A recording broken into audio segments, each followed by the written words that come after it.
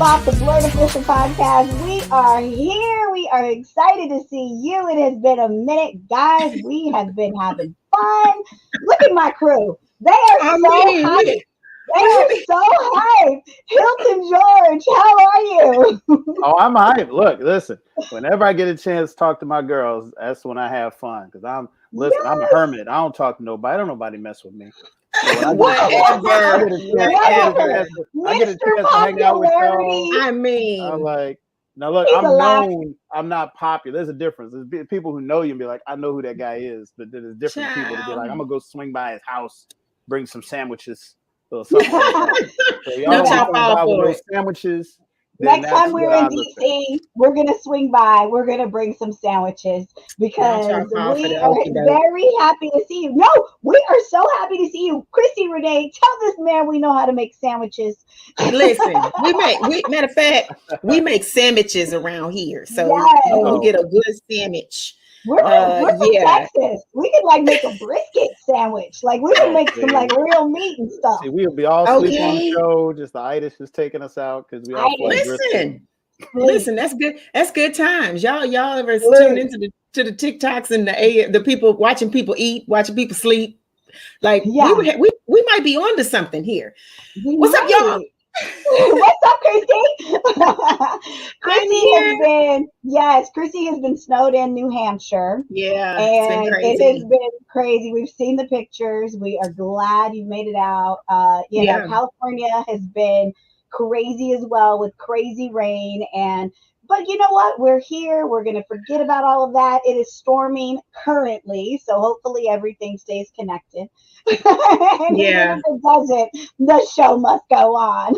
Karen building an ark out there. Listen, I told everybody when this all happened with the snow, listen, y'all remember how from Charlie in the Chocolate Factory or Willy Wonka in the Chocolate Factory, how Charlie's grandparents never got out that bed.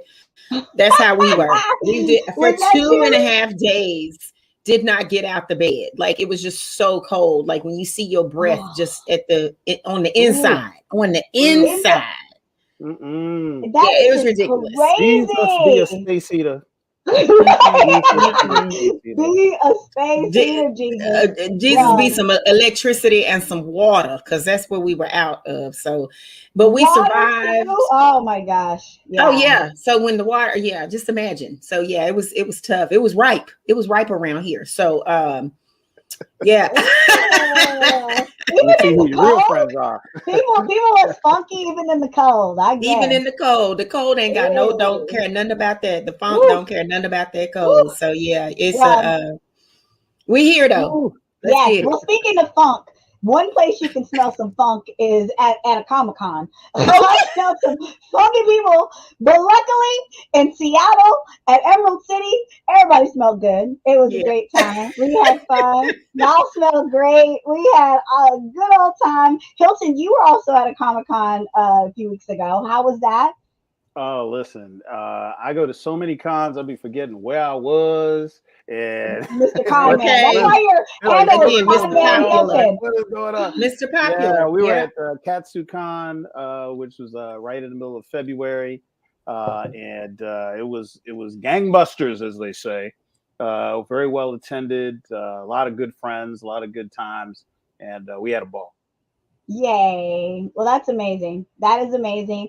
Guys, there have been a lot of really cool nerd stuff that have come out. And one of the suggestions that Hilton put us up on was The Last of Us. Now, you guys know, I am not a gamer.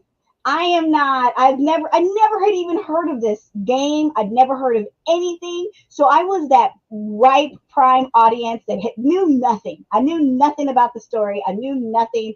And Christi, same thing. Christi and I knew nothing, and we were that audience. I was watching some of the behind the scenes that HBO has put together, and the creator of the show, Neil, was saying something about how there was some hesitation about this show coming out, and then because it had been an award-winning game, and it was like, why are we going to mess this up? Let's leave it alone.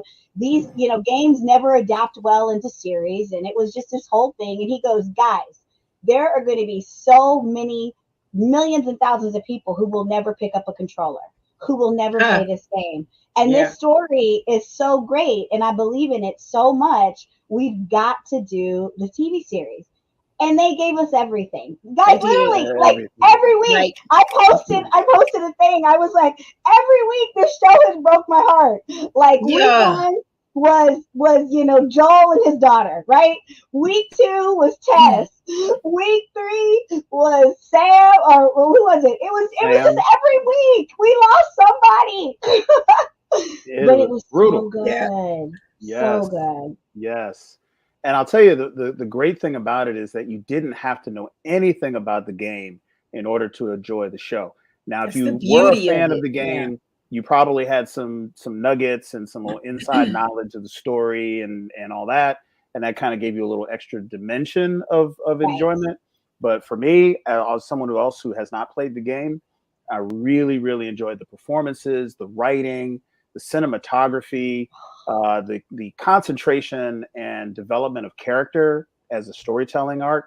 It was unparalleled. And we got to remember that this was an award-winning video game, not because of the gameplay, but because of the storyline. The stuff that happened between when you put the controller down and the game picks up and says, okay, now we're going to tell the story. We're going to have this dialogue. There's going to be acting. There's going to be scene and changes and all that sort of stuff. They built the show around those things that won the game, the awards, so they couldn't lose.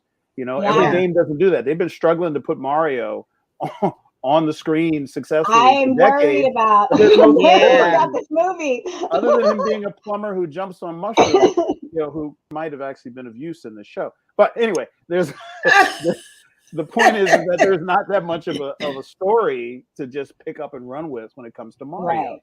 And here with this, they just grabbed that story, they adhered to the core story, and it just took us away, just blew us away. It was amazing. Took us on a trip. Yeah. I agree. Christy, what were your thoughts? I mean, you were like me. We were both like, we'd never heard of it, and it was just a show. And then and also it was a show that we don't really gravitate towards. Like, we're not into zombies. You and I share that. So we're like, I don't want to watch Walking Dead. Like, no offense to Walking Dead. That has been an amazing award-winning show as well. But I've never really been into the zombie thing. So it was very hard. But this was different.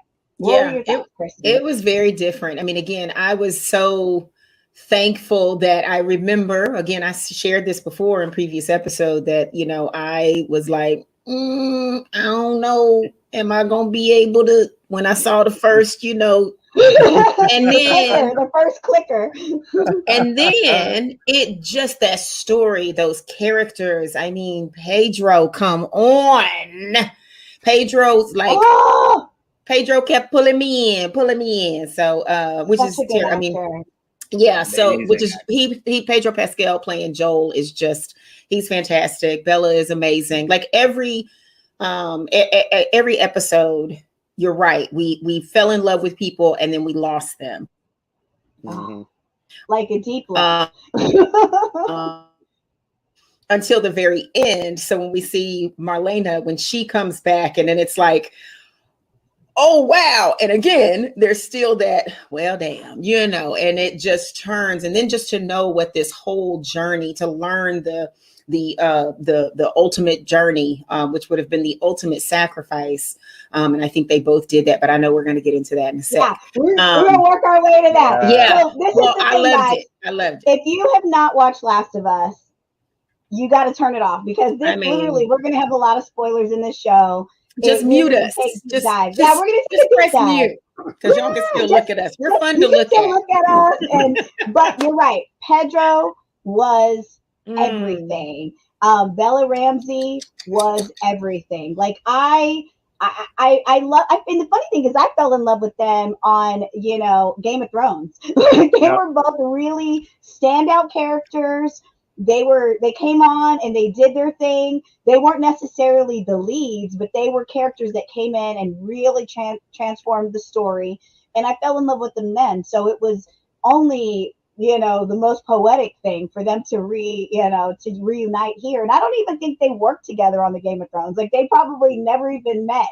What's so funny is I didn't even know that he was. I thought she was on the Game of Thrones. I didn't know that he was. So news to me. Yes. Pedro has been in movies that people were like, he was in that? Like, yeah, he was in Kingsman 2, and he was in, he was on Law and Order, and he's got all these, all these roles. The Mandalorian, and I mean, he's everywhere. Oh, but I'm mad at the Mandalorian because we don't get to see his face. So I'm mad at that whole. I'm mad at that whole setup. See, this isn't the way, Christy. This isn't the way, Christy. You need to keep watching. Oh my God, we're gonna talk about the Mandalorian too. But the thing is when I was watching Last of Us, the first episode, I was like, Mando, because like that voice is so iconic.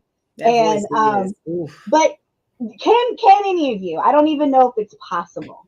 Can you even pick a favorite episode? Because literally every episode ripped me to shreds, and I was like, how are they doing this to me? Like, and I keep coming back for more. I would never turn it off.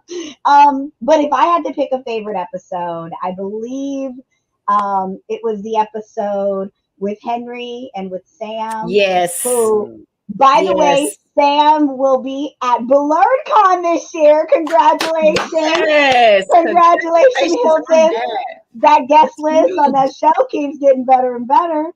But that episode was everything because we kept hearing about Henry. We kept hearing about this man that, they wanted to kill, and he was a bad guy, and you just kept getting this whole story. And Kathleen was searching for him, and had the whole mob was like hunting down. She was crazy. Yeah. She was just crazy. Yeah, and she's a great actress. Her name is Melanie Linsky. Oh my God, she's amazing. So anyways, they're all hunting them down, and then we find out why Henry did what he did, and he was trying to save Sam's life, his little brother. And it's just the agony of what happens when you're in this world. Like, if something happened this terrible in this world, and God forbid one of your loved ones got cancer, and you know that the medication is being regulated, you know that it's just bad.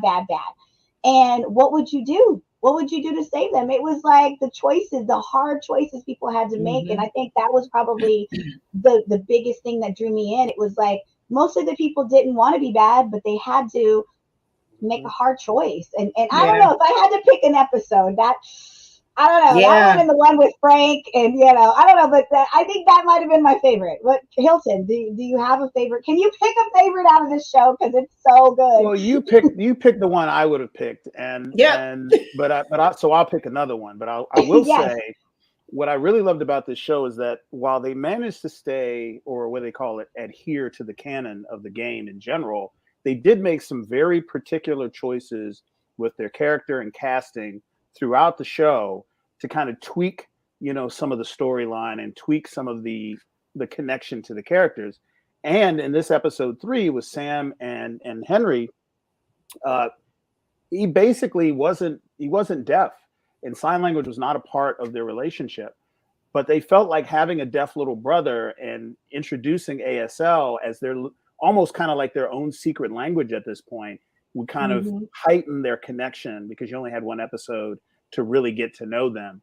And that decision really made a lot of difference in the episode. I don't know it would have come off the same way if it had just been an older and younger brother. So that kind of a decision was bold. It was inclusive. But we've talked about this. These shows are doing a really great job in representation.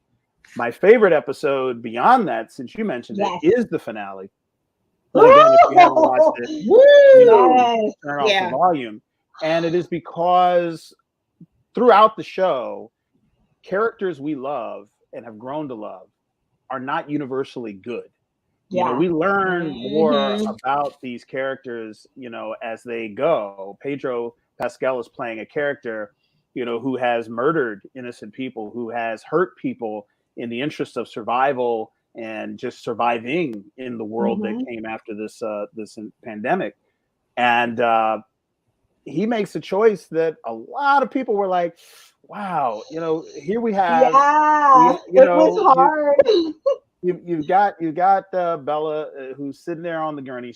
You've found the doctor, you found the hospital. The whole show has been about getting her to this point, and they're about to start operating.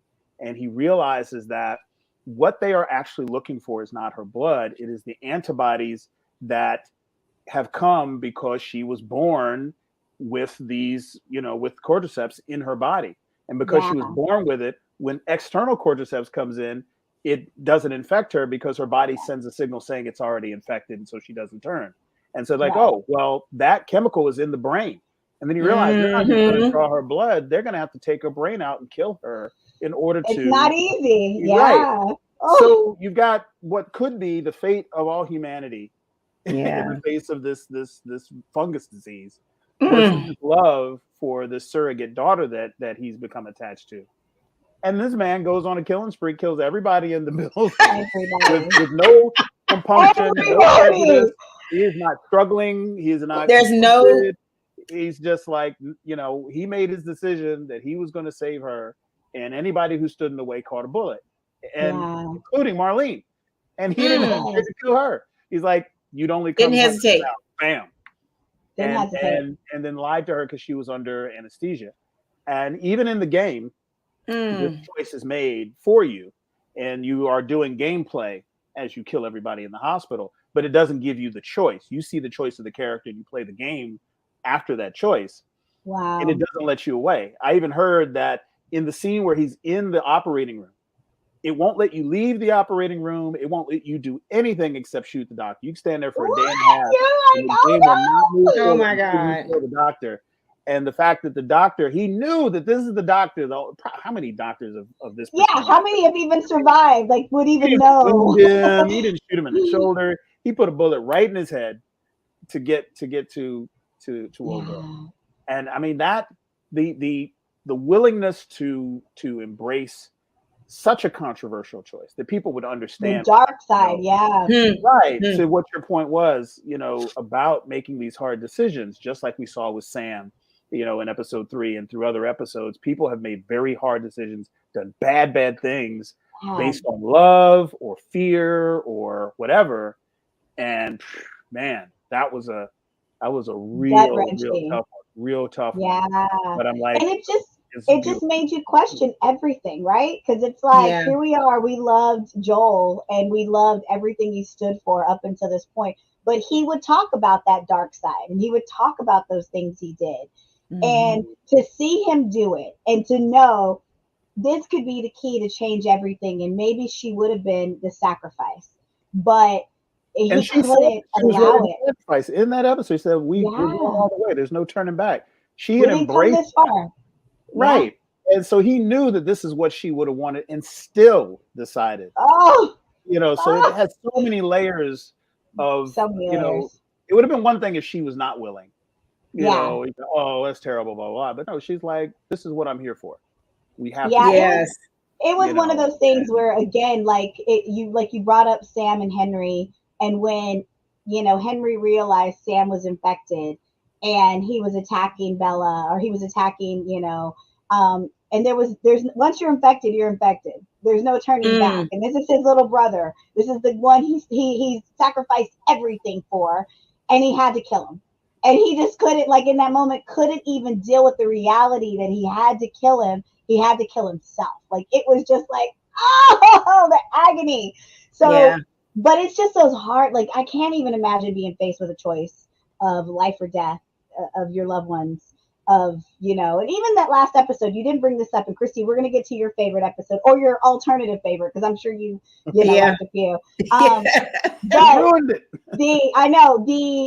the moment where we meet, it's in the last episode, we meet Bella's mom, and we see that she was pregnant, and we see how she gets infected. We see how she has the baby, and the baby happens because of just the trauma of this zombie attacking her. And her lying to Marlene, saying, "Oh no, I had the baby before, and it's fine. And her telling her best friend Marlene, here's the baby, take her, make sure she has a good life, and now you have to kill me." Oh man, because she got bitten. She knows it's only a matter of time before I become infected, and you got to kill me. And so, gosh, it was just so deep. Christy, what are your thoughts Did you have I know you love the Sam Henry episode. Did you have a favorite episode? Did you have one that just I enjoyed the whole series, and I will say that yes, that would be my number one with Sam and Henry. Again, just heart-wrenching because that's a child, and the extra heartstrings are naturally pulled if you have a heart. And then again, the innocence of the two of them, and just a young man being put in that position, since he's charged with having to take care of this little brother. I mean, it's just a lot. It was very difficult to watch. Very, very difficult to watch. The second one, I agree with Hilton, also would have been a first. The last, what I loved about it is that how it showed the parallel. I mean, I think it was Joel and his regrets of if he had pulled some triggers sooner, if he had done some things sooner, when it came to his own daughter, and when all of this, the whole outbreak began. And I guess having that, it was almost like this was the first time he just made the decisions to just go. There's no afterthought. There's no conversations about it, bash Mr. over the head and ask questions later. It was one of those moments. So he shined in that moment, and like a soldier. I would have probably done the same thing. Like, again, this is a whole moral compass. It's like, where are you on this scale? So my third alternative favorite probably would be, okay, I know, right? It is a big drum. And I was so engaged in listening to, like, oh my God, this is why I love those two as well. I think there's two pieces. I'm going to say I loved the way they introduced this with the throwback footage. So from the very beginning, like, that drew me in because there's this historical marker in this story. And there's this. You mean episode one? Episode one, yes. How they even opened up this entire story. And that is always fascinating to me because it gives it such this, the science of it, which validates, the possibility and makes it even scarier because it could be possible. So I'm going to say the opening of episode one. And then I will say the episode where the town is presented, where he finds Tommy, his brother. And there is, I think it presents that level of hope that everybody is like, what will happen? We're all seeing what can happen, in the darkest of times. Is there any light here? Where it's not like the episode after that, where it's Crazy Town, where this man is trying to impregnate that was a good Ellie, episode, but it was crazy. It was crazy, but it wasn't a place of like the cult. Yes, it wasn't in a cult. It was literally like the hopeful side of this dystopian. It wasn't a utopia, but it was a dystopian. The after the dystopia, there's hope within that. And so I just really loved how they were able to show, here's how we naturally restored, our sense of humanity, number one, our sense of functionality, our sense of survival, without having to, harm one another and always be in competition, and just the growth of it. Like, it was just that part is amazing because I agree that episode. I agree. Good observation. Was really, really important episode, just to let you know, hey, you just left a real utopia. And it was an actual town. And it's ironic that the utopia after, with the cult leader and all that, was a fake resort. And it was kind of like ironic that they tried to build a utopia in a fake resort, and this is the result. And it was like this storytelling device that it's like, oh, this isn't even a real town. And that is why we're, kind of like the backdrop where they told that story. And Bella's performance at the close of that episode, and the trauma of being assaulted and all of that as a young child. And, you just, the brutal way she killed that guy. We're talking, we could say this about every episode, that there's just these amazing moments in every episode, but these particular ones, like the one Christi just mentioned, they do stand out. Cause I was sitting there, cause I don't wear pearls, but I clutched them. I was like, are Are they really going there? Like, are they really? Yeah. Yeah. I was worried. Please don't do this to her. Please, like, please. She's lost so much. Like, you could just tell. Like, and we had just come out of where Joel had been hurt, and we had just come out of the whole backstory of Bella, and where she was in, like, this is right when the pandemic hit, and she's in some sort of, like, where they're keeping the kids and they're training them. Fedra, Fedra, and she was like, cricket legal system. To meet Riley. We got to meet Riley, and we got to meet the horrific experience. And I got to send a shout out to Storm Reed, because, honey, she came in. Storm played the part of Riley. And she was Bella's best friend right when it first started, right when the pandemic first started. And she took Bella on this, one night before she left to go, be with the Fireflies. And she said, and it was so funny, because all the things that they wanted to do were just the most innocent of things. They went to the mall. They rode a carousel. They got to play video games. Before. Like, she's tripping out about an escalator. Like, I'm going up. I'm going down. I'm flying. It was so sweet. And then at the end, they're attacked by, a clicker, and it's just, but it was such a necessary backstory as to why, Bella was kind of like, why Ellie basically said, she was going to stick with Joel, and she was going to do anything to help him and anything to save him. Like, she'd already lost way too much. And it gave us a glimpse of just the horrificness of all of this. And then we go, and she goes in, like you said, I was like, please don't take her through this. Like, she had to kiss the one girl that she fell in love with, her best friend. It was just, but. Like, at that point, I was thinking the same thing and thinking, I'm going to stop watching if they take her through this, because it's just pushing an envelope that was so unnecessary. It just would have been like over the top trauma, just almost. It's just it's almost the perversion of the show. Like, we don't have to do that much, right? Like, we get it, but I love that they did make her a fighter, and she's always been a fighter. Again, literally born into the world to fight. So I was glad that went, it shifted the way that it did. And I thought that's the better way to go, not the safer way, but just the absolute best way to go. Yeah. Well, if you watch the series, you have to watch. It comes on HBO Max. There's a after show. Basically, after every episode. That's everything. The creators, and it's literally the producers, the creators, the actors, and they're walking you through every episode, what it took to shoot it. And the episode, they talked about that episode where they were like, you're waiting for Joel to save her, and you're waiting for Joel to show up, and you're waiting for Joel. And finally, Ellie realized, no one's going to save me. I have to save myself. And she just unleashed her rage on that man and killed him. Like, he was not going to brutalize her, terrorize her. She was not going to fall into this cult community. Like, she was, and I mean, we found so many things were happening in that cult, situation where they were cannibalism. So they were like, they were eating each other, and it was just horrific, the things people were doing to survive. And even horrific to see, like, what someone like him, who he was using religion to kind of hide behind, but was just the most sinister, dark person ever. Very telling. Like, it almost foreshadows, because he was too nice. Now. Yeah. Well, and he was too nice. Anybody in the show, and he was even in the game. He was a villain who kind of came off as a nice guy and then ended up showing himself.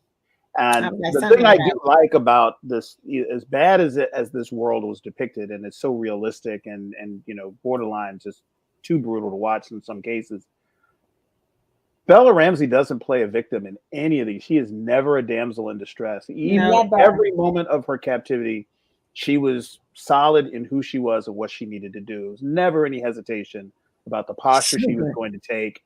And you never felt like she was some innocent, person who was going to be taken advantage of. We're like, she might have, like, she almost got those keys. Like, and she did break his fingers. And she cussed him out when she could have, this has been the easier way. Is to get out. Yeah. You're like, nah, I just want to get a hold of this pinky right quick and show you what's going on.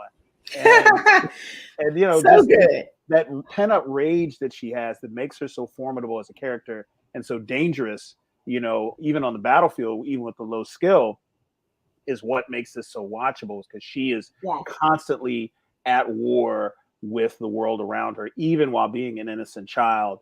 You know, she's not an innocent child. She doesn't allow herself to be. And therefore we get a little respite in seeing her in all these super dangerous situations. Like, no, she knows how to stab somebody. Like, he chopped that guy right in the neck, no hesitation, you know, no evaluation. And so I think that's for her acting is just amazing to watch. Yes, absolutely. I just hope she wins all the awards. Like this show, if they don't win for special effects makeup, if Joel and her, you know, if they're not nominated, it was just, and literally, like, there were so many breakout characters. I mean, we had hinted upon Nick Offerman, who played Bill. I mean, his character, he deserves a guest starring, you know, Emmy something. You know, Ashley Johnson, who played Bella's mom, she actually was Bella in the game. Yes. So it was really full circle. And she looked like the actor who plays Marlene actually did the voice acting for Marlene in the game. I just learned that. Like, you know, there were so many parallels, and there were a lot of people cast in smaller roles who were actually part of the live action video game, either as actors or as side characters. And the people who played the game and were real big fans of the game would know these names, and some knew the faces. So they kind of got a little extra, you know, oh my God, when they come on the screen, and we had to watch the after credits to go, oh, right. That's awesome. So we know that the series has been picked up. We know there's going to be a season 2. And so it's almost like they're heading into uncharted territories, because the game only takes you so far. And you mentioned earlier, you know, Hilton, that even with the game, this story is so much more broad than even what the game, you know, gave you. So do we have any predictions? Like, my head is spinning at the possibilities that could potentially happen. Christy, you lean forward. I mean, yes, I'm leaning into it. I want to know. I don't think they're gonna veer from because there's a second series of the game, and I think they're gonna stick with the game. Now, I haven't played it, so it's a mystery to me. I don't know. Yeah, but I don't think they're going to deviate that far from the game canon any more than they did in this first series. So, I mean, if you know what happened in the second release of the game, you probably know what's going to happen in the series to one degree or another. But I'm going to keep myself in the dark. I don't want to know either. I don't want to know. Right. Well, I think the beauty of all of this is that, again, think about the massive audience this thing has gained. Christy, we're having some technical difficulties with you, but we heard everything that you said, so it's good. Yeah, I thought so. It's totally fine. It's totally fine. I thought so. I was like, what's happening? Okay. I know. It's like you start breakdancing. You don't even know. Okay, so if you haven't seen The Last of Us, watch it. And actually, I encourage you to watch it on HBO Max, because there you can see the after show, and it immediately comes on right after the episode. You don't even have to do anything. It really breaks down the game, the story, the creativity. You get to meet all the creators who, I really think it's going to do well. I think it's critically acclaimed, and people, I fell out of my chair for it. Every week I was rushing to my TV to watch it, and I really enjoyed it. I can't wait for season 2. But also, while we kind of been traveling and doing our thing, another movie came out, Ant-Man and the Wasp Quantumania came out. Christy, unfortunately, lives in the sticks. I mean, they don't even have a movie theater where she lives. And it would take at least an hour for you to get to one. So it's okay. We're going to fill you in. And it was my first impression of the movie. It was okay. I almost felt the same way I felt when I walked out of Thor: Love and Thunder. And I've seen Love and Thunder again since then, and I actually like it a little more now that I've seen it twice. What did you think, Hilton? Because I thought this was probably, if I had to rate the 3 different Ant-Man movies, this is probably my 3rd favorite. It depends on. This is minus Kang. No, you can't minus Kang. Either Kang is in the review or he's not. He's in the movies in the review. He is, okay, go ahead. You go first. Because I like what they did with Kang, who, if you haven't seen the movie because you saw bad reviews or whatever, it'll be on Disney Plus in a month. and you can watch it there. I don't think this is a movie you have to see in the theater for your own viewing purposes. I do, because I like supporting, movies, and I love the movie experience. But this is not one that if you didn't see in the movie, like, oh, you're going to miss all the stuff. This movie is what is known as a gateway movie. This story is being told so that we have the foundation to tell stories that are going to come from it. We have introduced, or if you want to say reintroduced, Kang, because we already met He Who Remains in Loki. And we know that Kang is the next part of Phase 5. And we're introduced to Kang the Conqueror. And this is going to be the most difficult character to introduce. Well, it was until they did it. And I think they did it brilliantly. And they had a lot of help from Jonathan Majors, who is a brilliant actor and did some amazing acting work, playing a character who is at some parts, as you see in the backstory being told, sympathetic. You're trying to figure out who this is, because we know that Kang is part of this, and we know not all Kangs are uniquely evil, because we've met He Who Remains, who is bad in one regard, but he wasn't like an evil guy. And his performance as a villain is what really makes this movie work. It's also a funny movie, right? There's the acting and the performances and the script is very funny. I think where people get lost, as I think they do with a lot of these movies, is the lack of Avengers on the screen is directly proportionate to people's enthusiasm after they leave the movie. I don't agree, but we'll keep going. It's just, numbers to numbers is just how it looks. Now you could say it's one thing or the other, but deep down we want to see more Avengers fighting together, right? You only had Vision and Wanda in WandaVision, so you had people who were kind of like, wasn't that great? But that was a really good series. Because it wasn't an Avengers movie, right? Yeah. So they tell this really great story, but the entirety of the story takes place in the quantum realm. So we have this backdrop we have to learn. There's all new characters, including we get introduced to this retcon version of MODOK. This is not how MODOK enters the MCU or the comic book universe. He is uniquely introduced to the MCU this way, which I thought was very smart, because you didn't have to reintroduce AIM and reintroduce all these other characters. I think it was really slick the way they did it.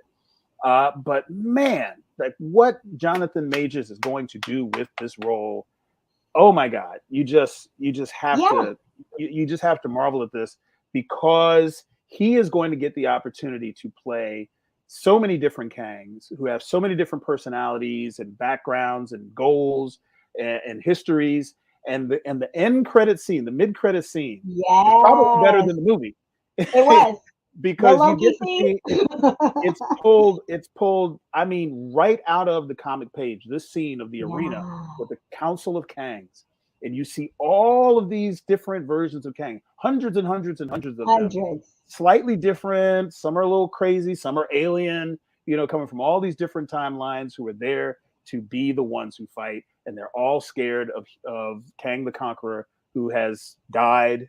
And we know that Kang the Conqueror is going to show back up, and all these different Kangs, including Ramatut, who is going to be the protagonist or the antagonist in the series 2 of Moon Knight, right? Yes. And you're going to see, they're going to say what Victor Timely is going to be in Loki season 2. Yes. So we're going to see more of him very, very soon. Yeah. And if you know anything about Jonathan Majors, he has got some supreme acting chops, and he is going to give us an Oscar or an Emmy performance every time we see him on the screen. Yeah. We are going to see a lot of him. And if that's the only thing you took away from Quantumania, you had a great time. And I did, because that's what I took away. Yeah. Well, no, I agree. I agree with mostly everything you said. Jonathan Majors is the truth. Jonathan Majors, for me, saved this movie.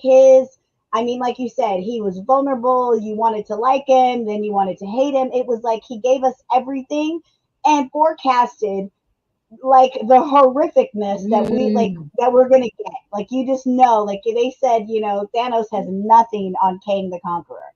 So prepare yourself for that future. Exactly. Jonathan Majors delivered. I think for me, the only thing that wasn't clicking for me was everything else. It was,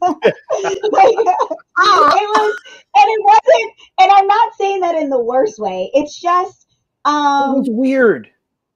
It was just weird. It was like the story, like I just wasn't feeling the ending with the ants, and it was just, I just think that there were some things that could have been, I don't know. It just was a weird situation.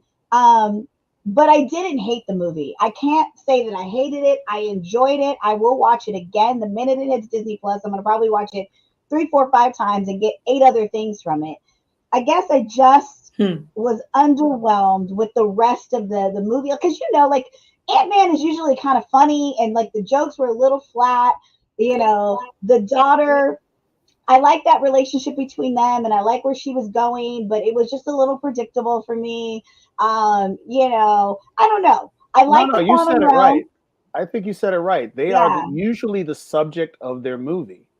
And it's the people play between the special effects and the superpowers that made Ant-Man 1 and 2 so fun to watch. But all the people you fell in love with in all the Ant-Man movies, his ragtag crew of criminals, T.I., all those people, the guy who does those retro, I don't know his name, does the quick, first of all, that we kind of expected. He's hysterical. We got none of it. They took Ant-Man, they took all of it out. Him all the way out of that and put him in the new space. And the characters that they were introducing us to were underwhelming. Oh. They really, they were interesting to watch, but they were just people we needed to get by or around or through to get to Kang. Right. Like, even Bill Murray was underused. He had 5 minutes in the scene. I thought he was going to be a major character, and he had 2 lines, and then he was gone. I'm like, wait, what? This dude made the trailer. And that was the part that kind of hurt my heart, because usually Ant-Man movies, the way that first movie came out, it surprised the hell out of all of us. And what surprised the hell out of all of us was the heart behind those relationships and the heart behind the characters and just the story that Paul Rudd, that Scott Lang would kind of carry on through this movie, Right. And so for me, we didn't get a lot of those connections and we didn't get a lot of the heart, but it still was a decent movie. It just wasn't one of my faves. Like I said, I know. I want you to see it though, Christy, and we'll probably come back and talk about it. Christy is going to love it because Jonathan Majors in it. And at one point he almost and so I think her review is going to be, I want to review Kang. And it's called Quantumania. She's like, no. Yeah. Kang. We'll review Kang. That part. Yes. But I gotta say, as a villain, and the way Jonathan Majors talked about how he was portraying Kang the Conqueror, it was really interesting to see how much of a method actor he is, and how he really gets into his characters. And he was just he's like, Kang wastes no movement. And I remember hearing that before I watched the movie, and I watched him, and it was just he wasn't flailing his arms around. He wasn't walking fast nowhere. If he needed his hand to go over here and do something with his wrist, that's as far as it went. And if that's all it took to use telekinesis to throw somebody across the room, that's all he would do. He didn't yell. He wasn't crazy. He was very focused. He really was rage. And he was brutal. So I was like, that's the Kang the Conqueror from the comics. And, just the idea that you got this singular actor that can do it will make a movie like this watchable, which for me means that we have so much to look forward to. Because if Quantumania is the worst of which, it's when we say worst, it's only worst to a certain degree because of Marvel. Yeah, it's still an 8. It's still an 8. Right. The worst Marvel movies okay. Let's be honest. So if this is as low as it's going to get, and Kang being in it is going to make it this enjoyable, imagine putting him on the screen where all the material is up to par and all the characters have got their great lines, like we have with Loki and with other movies. I can't wait for him in Loki. It's going to be amazing to watch him be this ongoing character in even better on-screen portrayal. So I'm excited even more for that. Yeah, me too. Yeah. So, Christy, I can't wait. You've got a lot to look forward to. It's still a good movie. When I say that it was the third out of the 3, honestly, 2 and 3 for me were kind of, I don't know. Jonathan Majors really did the thing. So it's still an 8. It's still I mean, I've seen other Marvel movies where I was like, and walked out. Right. I was just mad, just let down, but this was not the feeling. I enjoyed it. Can I say something to Black people real quick? Yes, please. Okay. All right. We are going to be conflicted, Black people. Just if you're white or non-Black and you need to get a drink or go to the bathroom, now's your time. I just want to because the same way when we watched Black Panther, we weren't really sure if we were rooting against Killmonger. We're like, wait a minute. Like I actually wanted to see this brother's plan play out and see what happened. Like, I'm watching Kang talk about let that brother making a couple of good points. Like, why